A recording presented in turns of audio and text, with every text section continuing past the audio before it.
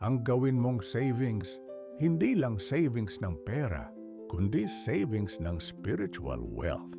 Huwag mong kalimutan, bagamat ikaw ay gawa sa lupa, ikaw ay may espiritu. Huwag mong ipagpalit ang walang hanggan para sa mga bagay na panandalian lang. Oo, malakas ang tinig ng materialism. Malakas ang tawag ng mundo. Pera, tagumpay, ari-arian, pero mas malakas pa rin ang banayad at tahimik na tinig ng Ama na patuloy na tumatawag sa iyo. Huwag kang malito. Ang buhay dito sa mundo ay pansamantala lamang, pero ang kaluluwa mo ay walang hanggan. Huwag kayong mag-impok ng mga kayamanan sa lupa, kundi mag-impok kayo ng kayamanan sa langit.